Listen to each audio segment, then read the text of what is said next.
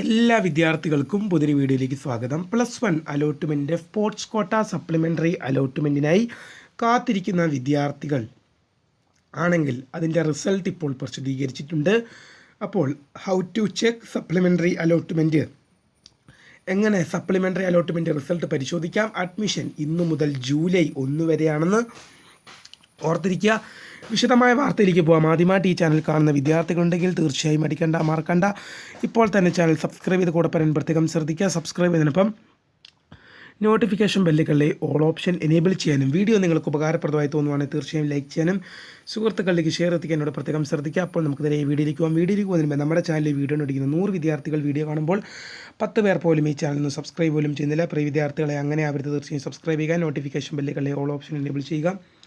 Video നിങ്ങൾക്ക് ഉപകാരപ്രദമായി തോന്നുവാണെങ്കിൽ തീർച്ചയായും ലൈക്ക് ചെയ്യുക, സുഹൃത്തുക്കളിലേക്ക് ഷെയർ എത്തിക്കുക. അപ്പോൾ നമുക്ക് നേരെ ഈ വീഡിയോയിലേക്ക് പോകാം.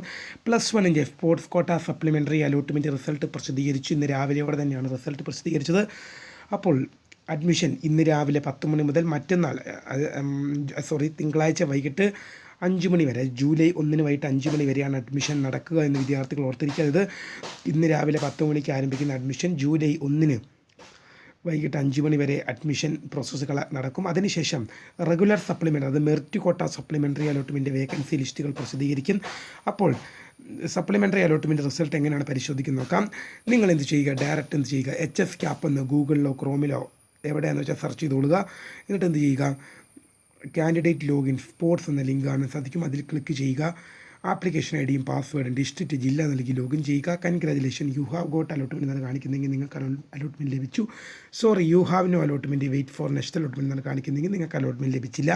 അലോട്ട്മെൻറ്റ് ലഭിക്കുന്ന വിദ്യാർത്ഥികളും നിർബന്ധമായും പെർമനൻറ്റ് അഡ്മിഷനാണ് നേടേണ്ടത്. നിങ്ങൾക്ക് താൽക്കാലിക അഡ്മിഷൻ ഇല്ല, സ്ഥിരമായി തന്നെ ജോയിൻ ചെയ്യേണ്ടത് നിർബന്ധമാണ്. ഏതായാലും അഡ്മിഷൻ ഇന്ന് രാവിലെ തുടങ്ങിയിട്ടുണ്ട്. കാത്തിരിക്കാൻ പറ്റും പുതിയ അപ്ഡേറ്റുകൾക്ക് വേണ്ടി. അഡ്മിഷൻ ഇന്ന് രാവിലെ തുടങ്ങി.